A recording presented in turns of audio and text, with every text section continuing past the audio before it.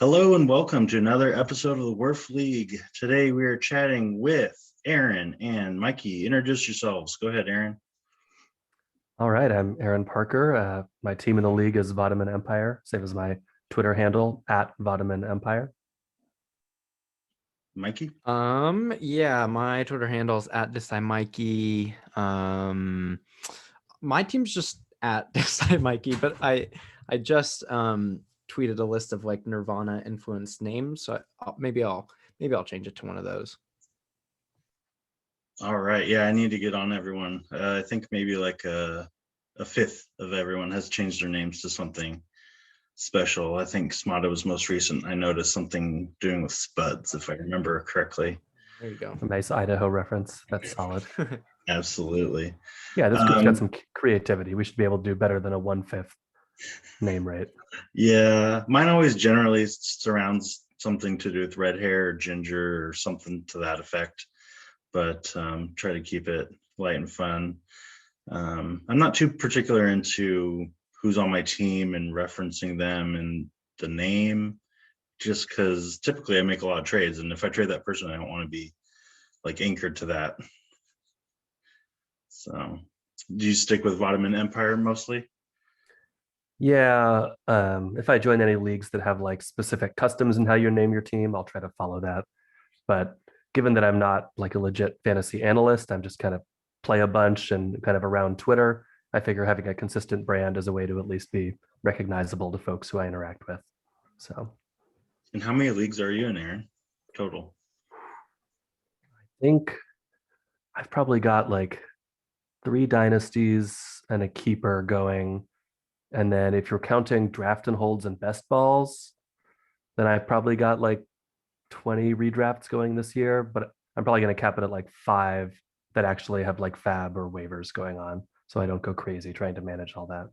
Oh, for sure. How about you, Mikey? How many leagues and do you usually take inspiration from your favorite bands for team names? Let's see. Well, our one year my fantasy football team name was Earl Jam. I really hate Pearl Jam. So I wouldn't say ones that I like. I think Pearl Jam actually quite sucks. Um, I generally try to go with kind of like punny names like everyone else, but I think I'm gonna change it to territorial pitchings. I think that's what I'm gonna go with this year. And then for leagues, I'm in a bunch, and I always forget how many.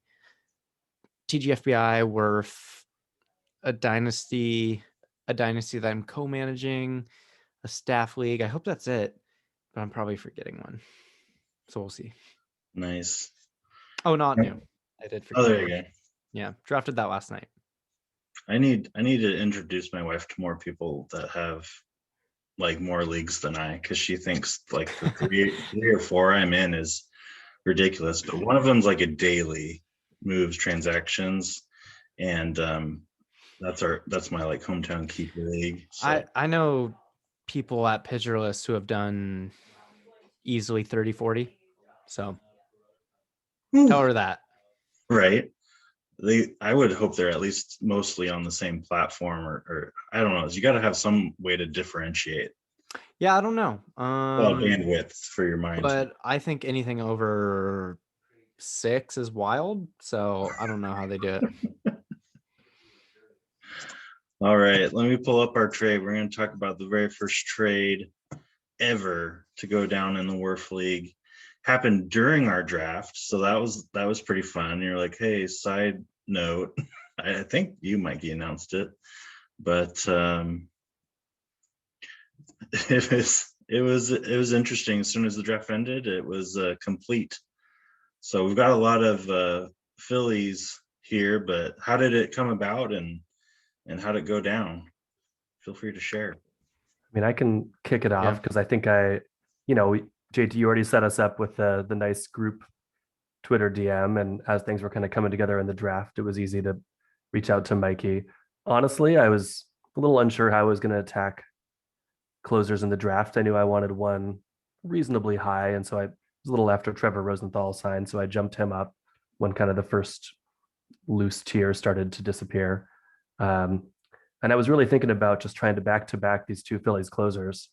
And so, of course, literally the minute I step up and take one, Mikey's right there before the turn, before it comes back to me, grabbing the other one. And I just felt like I didn't want to walk away with that like loose end. I wanted to know like the perk of waiting for the Phillies bullpen is like the Phillies are a good team, right? They're going to win a fair number of games. So if I feel solid, I've got those saves. That makes a big difference. Um, I reached out to him and like, let's be honest, Mikey's a pitching guy at heart, right? He'd been stocking up on his favorite breakout arms all through the draft. Um, and and I was a little light on pitching because I just kept seeing these guys who seemed like a good value in OBP leagues. Seemed like I should just keep adding them to the roster. Um, so I named Zach Eflin pretty quick, and I don't know, Mikey, you can jump in and say how you feel about Zach Eflin and the idea of giving him up. Yeah, I definitely didn't want to trade him, but I didn't feel it's weird because I'm not in that many 15 team leagues. This was before we did TGFBI, so it'd been a while. I was a little rusty, but I did not like the guys that I had. So even though I have Eflin in the 30s or 40s, I decided to ask for McCutcheon. I don't remember if you stated him specifically, but McCutcheon felt like a good. I feel like he's one of those. We're ageist as like an industry or industry, and so he's the guy that I think can actually get me a couple stolen bases. That's part of what I'm after here. Good OBP, good team. Clerk and Nerys, I think, are somewhat of a wash. So honestly, I think Aaron might have got the better value here, but when I make trades in fantasy, I just like to unless I can fleece people, I don't go out of my way to do so. I just want to make a fair trade that works for both sides. And honestly, I'm not sure that I would want to fleece Aaron anyways. So yeah, I just felt like it worked for both sides. I appreciate that, Mikey. No problem. I'll definitely say I think you brought up McCutcheon, but as I was like staring quickly back across my roster, it was going off in my head like he's going to ask for McCutcheon because I think you were a little low on outfielders at that point. And by the time we got to the spot where you took Nerys, so we were in like what mid to later 200s at that point. I'd already gotten a lot more high OBP guys than I realized. I'd gotten a Joey Votto, a Cesar Hernandez. I thought I needed a big OBP base early so I could risk getting more power and speed and dropping my OBP later, and it stayed high. So even though, yeah, I kind of love McCutcheon in a single season OBP league, felt like the right guy to part with there. Yeah. And Eflin's definitely one of my guys. I don't think I have the level of analysis under the hood that Mikey brings, but if we go across all of my draft and holds that I started doing in November, Eflin's sitting on 80 or 90% of those rosters. It just seems like he's got a real path to providing a lot of value this year. Yeah. I did get like all my boys. Like Eflin's one of my boys. The only person that I didn't want that I got was Bauer. Can't do anything about that. But like Molly and Musgrove are like 1 and 2, like my guys that I want. I guess you could say Hendricks, but not necessarily like it's not like I feel like if you want Hendricks, you can just take Marco later. Who I didn't get, but I love my pitching. It's gonna come down to hitting for me. Yeah, I think you traded from a relative strength that you'd built up, which was really nice. And honestly, sure. Getting Eflin at the time seemed like a good move for me. Since then, I mean, I drafted Framber Valdez, and the next week he went down, and we have no idea if we're going to see him again this year. And I drafted Miles Mikolas later on, thinking he'd be a quality start guy, and I don't know when he's going to see the field. So I'm quite relieved that I added a little extra pitching at this point. Need some more. I made another trade. Oh, did you? Oh, I think I saw that, and someone got traded that I think I was interested in. Let me take a look. John Heglin put out a feeler, and I even threw him a couple names, and that trade just went down. We'll have to get John on to speak on it, and Aaron again. You can work that out. But I think in general, for making trades, trading from a position of strength or identifying a weakness, it was very interesting that it happened mid-draft. Like you were both very conscious of that in the moment. I really part- like getting Go. Brubaker and Davies, by the way. Thanks, I man. forgot who it was, but yeah, those are good. Also, why did John want Whitley, who just It's a funny thing, and actually, this is a good I don't know about complaint for JT, but something to put on his radar, even though it might be consistent with all of the other RF regional leagues.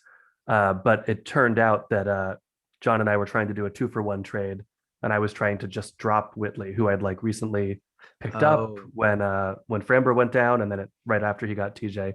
And you can't drop someone without an ad in this league, and the way it's set up, it wouldn't let me drop.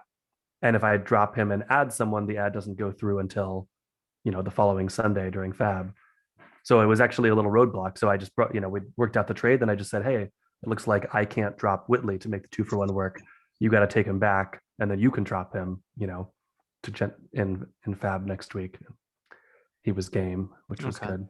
That makes sense. I mean, Yeah. yeah, I think it's a pretty fair trade, but we don't know what Solak is. Davies is kind of he's like Kyle Hendricks if he wasn't as good.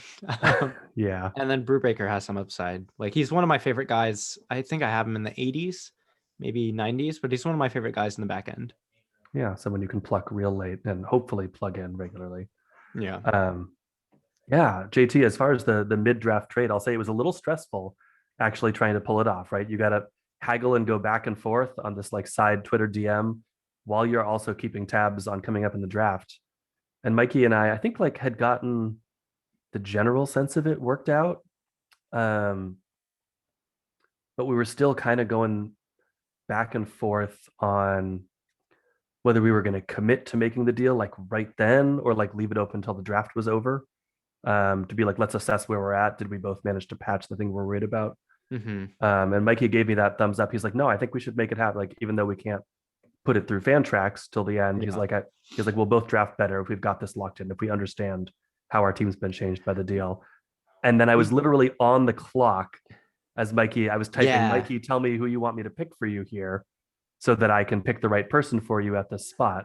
Because Leclerc had not yet been picked when we worked out the deal.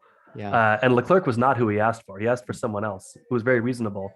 And I literally did not have enough time to reopen the draft app, type in the name of the guy Mikey wanted, hit enter, and hit draft on him before time ran out and it took Leclerc at the top of my queue. So I actually feel pretty lucky that Mikey was flexible and said, hey, the point of getting Nerys was to have a good closer spec. Leclerc does just as well for me. That'll get the deal done. Right. And it's not like Nerys is necessarily the most locked in guy ever, too. So yeah, I think it works for both of us. I think, I mean, so were you mostly after more secure closing, or did you want, or was it just a combination?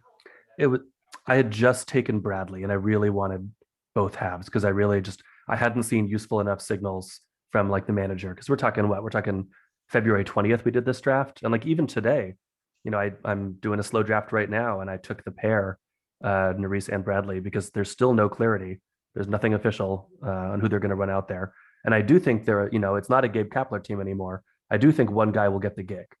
I have no idea which one it's going to be at this point. I'm leaning towards Bradley, but I wanted that security, and I don't mind once we're outside of 250 or so. I don't mind spending that extra pick. Yeah. Because I actually like one. To me, one of them is going to be droppable in Fab about a week or two into the season, as soon as it's super clear who the closer is and that they haven't already gotten hurt. And I like having that spot being like, okay, I can churn that now. I can pick up a streamer, can speculate on some breakout hitter. So it's almost nice to have a reason to go hit the Fab pile early on. Yeah, going in and just trying to get Nerys and coming out of it with F1-2 is pretty cool. So yeah. I mean, I had to be flexible on the McCutcheon thing, and my outfield is shallower because of it. I'm between my last outfield spot and one of my two utils right now. I've kind of got like Hunter Renfro in there, who I hope doesn't fall into a platoon, like Sam Hilliard, who I don't really think is a starter right now. So it's dicey at the very back end. I mean, 15-team leagues run deep, but yeah, getting Eflin back was big for me, given how my staff was coming together. Yeah. Awesome. I wrote down a note. I'll look into what setting I need to tweak to have the possibility of a 2-for-1 trade, and it just identifying the drop on the back end of that trade process. Yeah, that would make sense. I feel like I've seen Fantrax able to pull that off before. They should. They have about 18 different tabs of radio buttons, drop downs. It's almost intimidating, but it's impressive nonetheless. We appreciate you being the one to go back there and twiddle the knobs for us all, JT. Right. So it has been a while. It's been almost a month since we drafted.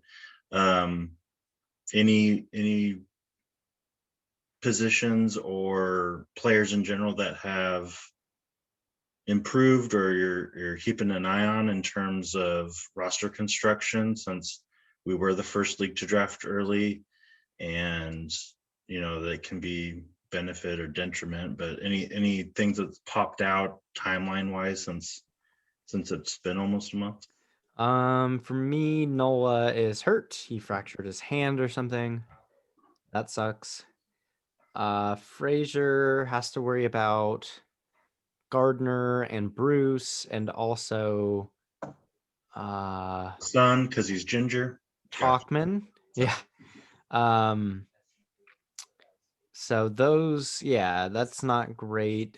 I think Clinton Frazier, I think he's the best player of those 3 or 4. So he should get the most playing time, but it doesn't help me.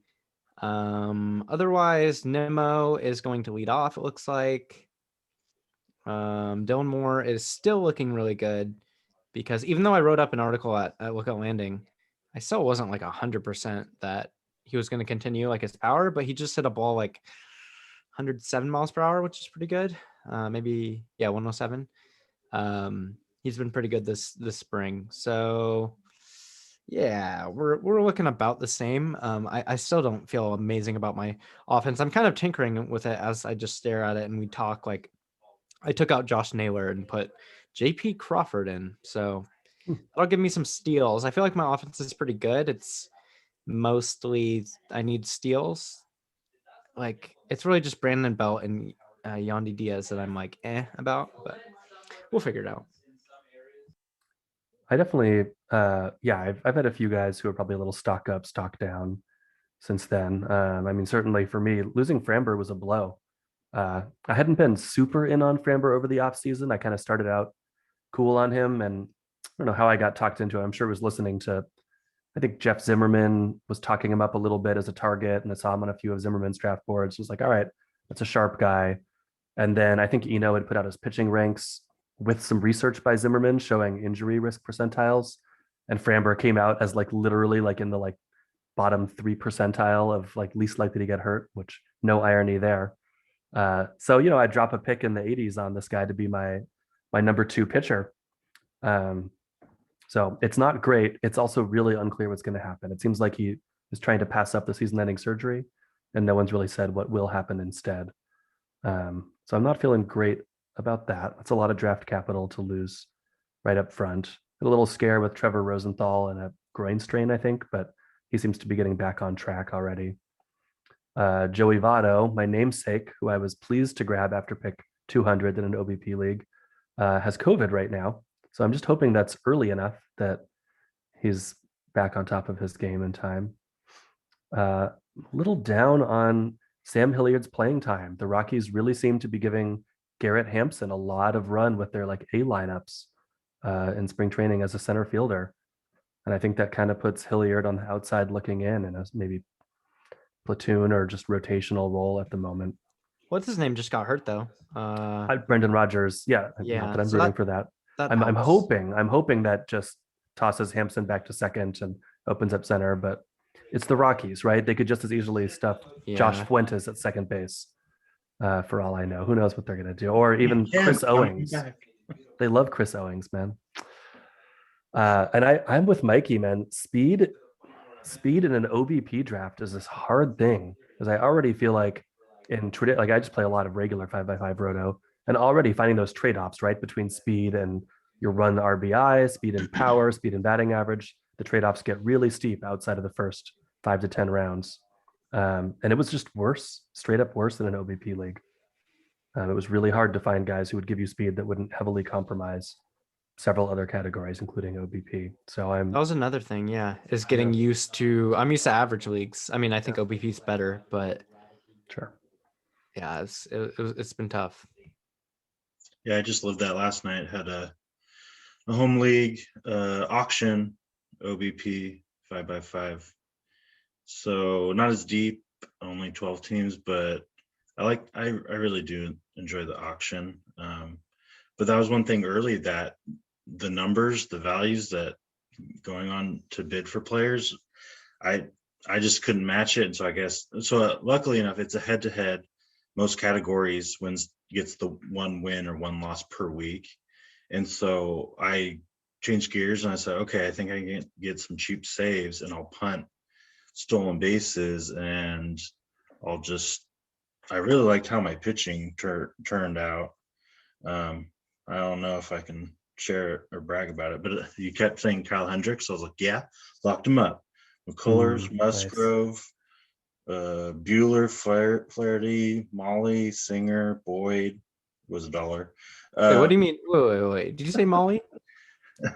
You just slip that in there. Oh, wait. Are you My talking home about league. WERF? No, my Okay. home league. So that's what I was saying. I was pretty jazzed about getting all those names, but I was just same sentiment as Steels and OBP, and yeah, very valuable. How many teams? 12. That's pretty good. That's like a Yeah. super stacked rotation. Yeah, my batting not so much, my hitters, but there's a lot of free agents on the waiver for Yeah, a 12. 12 team for sure. I mean, I would have been a little tempted to try a punt of some kind in this league if it weren't for the overall, right? But when there's an overall, you don't want to do that, right? You want to be competitive for the real thing.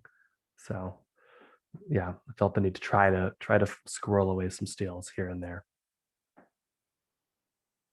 Awesome. All right. Well, thank you guys for your time. I don't know if you had anything else that you wanted to throw out there, random WERF happenings, but we'll have to catch up with John, try to track down his thoughts on the trade. And baseball's right around the corner. Pretty exciting. A lot of transactions with the major league teams, putting people down on the minors and shaping up their rosters. So I'll give it back to you guys if you wanted to plug anything that you're doing. Otherwise, we'll head on out. Aaron, go ahead first. No, nothing to plug on my end. Just excited to see how the WERF's inaugural season goes. Yeah, I'm excited too. Nothing really either, except like been on a ton of podcasts lately and doing my own. I haven't been writing I haven't written for a while. I've been super busy, so nothing much to report. But I am really excited for the season to start and for us to kick off our first season and play in the RF overall. So that'll be sweet. Yeah, and I guess one thing that just popped in my head, the overall, we'll have a belt champion. I'll have to collect some dues for that, as well as a little bit of dues for our actual trophy, which is I really think it's going to work out. It's going to be like the Game of Thrones sword throne, but it's going to be a bat throne of miniature bats.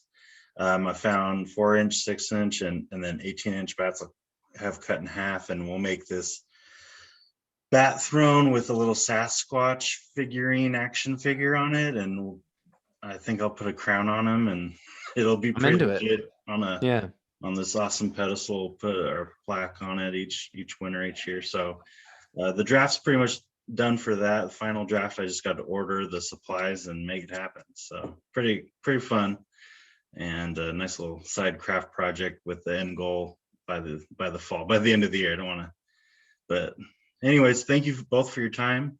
It was great chatting with you, and until next time, take care.